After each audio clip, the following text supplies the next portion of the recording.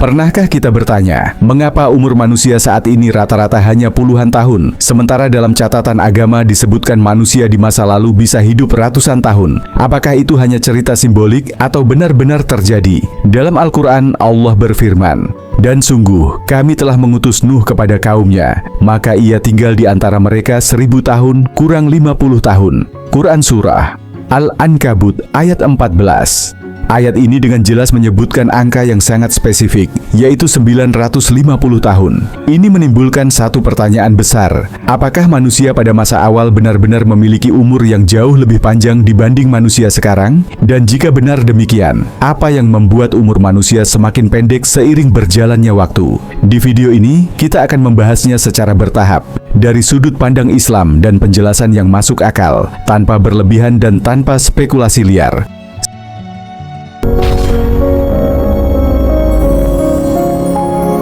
1. Fakta umur panjang manusia dalam Islam. Dalam Islam, pembahasan tentang umur panjang manusia bukanlah sesuatu yang asing.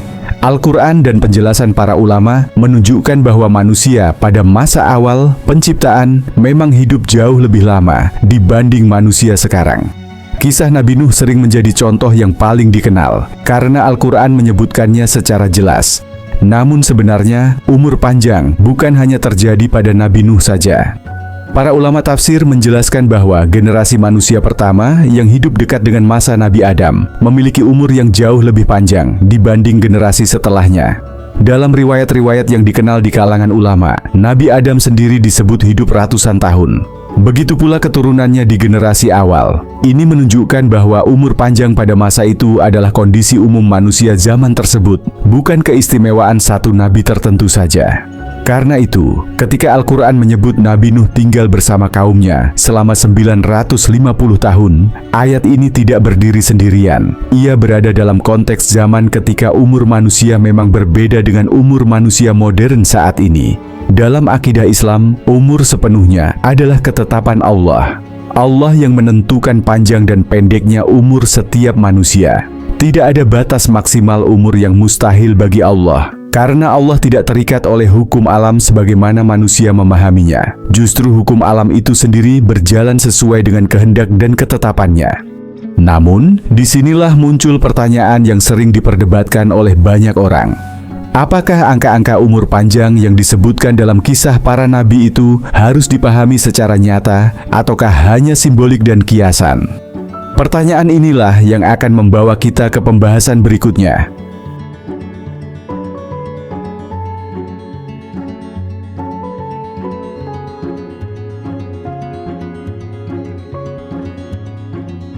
Dua. Apakah 950 tahun itu simbolik atau nyata? Sebagian orang kemudian bertanya, apakah angka 950 tahun pada kisah Nabi Nuh hanyalah simbol? Ada yang berpendapat bahwa angka tersebut mungkin hanya melambangkan lamanya perjuangan dakwah, bukan umur biologis Nabi Nuh yang sebenarnya. Pertanyaan ini wajar muncul, terutama ketika kisah-kisah dalam Al-Quran dibaca oleh manusia modern yang terbiasa dengan batasan usia seperti sekarang. Namun, mayoritas ulama tafsir sejak generasi awal Islam berpendapat bahwa angka tersebut adalah angka yang nyata, bukan kiasan atau simbol. Alasannya cukup jelas. Al-Quran tidak menggunakan ungkapan umum seperti dalam waktu yang sangat lama atau berabad-abad lamanya. Sebaliknya, Al-Quran menyebutkan dengan sangat rinci, 1000 tahun dikurangi 50 tahun. Penyebutan angka yang spesifik seperti ini menunjukkan makna literal, bukan makna simbolik. Jika tujuan ayat tersebut hanya untuk menggambarkan lamanya dakwah Nabi Nuh, maka tidak ada kebutuhan untuk menyebutkan angka yang detail. Al-Quran memiliki banyak cara untuk menyampaikan makna secara kiasan, tetapi pada ayat ini justru digunakan perhitungan yang jelas dan tegas. Selain itu, para ulama juga menjelaskan bahwa Al-Quran diturunkan dengan bahasa yang dapat dipahami oleh manusia. Secara asal, suatu lafaz dipahami sesuai makna zahirnya, kecuali ada dalil kuat yang memalingkannya kepada makna kiasan. Dalam kasus ayat tentang Nabi Nuh ini, tidak ada dalil yang menunjukkan bahwa angka tersebut harus dipahami secara simbolik. Karena itu, dalam pemahaman Islam yang umum, Nabi Nuh benar-benar hidup dan berdakwah selama 950 tahun. Hal ini sekaligus menggambarkan kondisi manusia pada masa tersebut yang memang memiliki umur jauh lebih panjang dibanding manusia sekarang. Pemahaman ini juga selaras dengan penjelasan pada bagian sebelumnya, bahwa umur panjang merupakan karakter umum generasi manusia awal. Nabi Nuh tidak hidup lama sendirian, tetapi hidup di tengah masyarakat yang secara umum juga memiliki umur panjang. Dari sini, kita bisa melihat bahwa Al-Quran tidak sedang menyampaikan kisah yang bertentangan dengan logika iman, melainkan menggambarkan realitas sebuah zaman yang berbeda dengan zaman kita sekarang. Namun, setelah memahami bahwa angka 950 tahun itu dipahami secara nyata dalam Islam, muncul pertanyaan lanjutan yang tidak kalah penting. Jika manusia dahulu bisa hidup begitu lama, mengapa manusia sekarang justru hidup jauh lebih singkat? Pertanyaan inilah yang akan kita bahas pada bagian berikutnya. 3. Mengapa umur manusia sekarang jauh lebih pendek? Penjelasan-penjelasan ini menunjukkan bahwa perbedaan umur manusia dahulu dan sekarang bukanlah sesuatu yang tiba-tiba atau tanpa sebab. Ia berjalan secara bertahap sesuai dengan ketetapan Allah di setiap masa. Para ulama menjelaskan bahwa Allah menciptakan setiap generasi manusia dengan kondisi yang berbeda-beda. Generasi awal diberi umur panjang karena kebutuhan dan kondisi zaman mereka menuntut hal tersebut. Dakwah para nabi berlangsung sangat lama, jumlah manusia masih sedikit, dan peradaban belum berkembang seperti sekarang. Umur panjang menjadi bagian dari hikmah Allah pada masa itu. Sementara itu, manusia di akhir zaman hidup dalam kondisi yang sangat berbeda. Perkembangan dunia berlangsung cepat, kehidupan berubah dalam waktu singkat, dan ujian datang silih berganti. Karena itu, Allah menetapkan umur yang lebih pendek, tetapi dengan tanggung jawab dan peluang amal yang lebih besar. Dalam Islam, pendeknya umur tidak berarti kecilnya nilai manusia. Justru umat akhir zaman diberikan banyak kemudahan dalam beramal. Ibadah yang sederhana bisa bernilai besar, niat yang ikhlas bisa melampaui amal yang panjang, dan taubat selalu terbuka selama hayat masih ada. Dengan demikian, pendeknya umur manusia sekarang bukanlah tanda kelemahan atau penurunan nilai manusia di sisi Allah. Ia adalah bagian dari ketetapan Allah yang penuh hikmah, meskipun tidak selalu bisa dipahami sepenuhnya oleh akal manusia. Perbedaan umur antara manusia dahulu dan sekarang pada akhirnya mengajarkan satu hal penting. Setiap zaman memiliki ujian dan keistimewaannya masing-masing. Manusia zaman dahulu diuji dengan umur yang panjang, sedangkan manusia sekarang diuji dengan waktu yang singkat. Dan dari sinilah, pembahasan tentang umur panjang manusia tidak berhenti pada angka dan perbandingan, tetapi berujung pada kesadaran tentang bagaimana manusia memanfaatkan umur yang Allah titipkan kepadanya. Dari pembahasan tadi, kita bisa memahami bahwa umur panjang manusia di masa lalu bukanlah mitos, dan bukan pula cerita simbolik tanpa makna. Dalam Islam, hal itu dipahami sebagai bagian dari ketetapan Allah pada zaman awal penciptaan manusia. Namun, Islam juga mengajarkan bahwa panjang atau pendeknya umur bukan ukuran utama nilai seseorang di sisi Allah. Yang menjadi ukuran adalah bagaimana umur itu digunakan.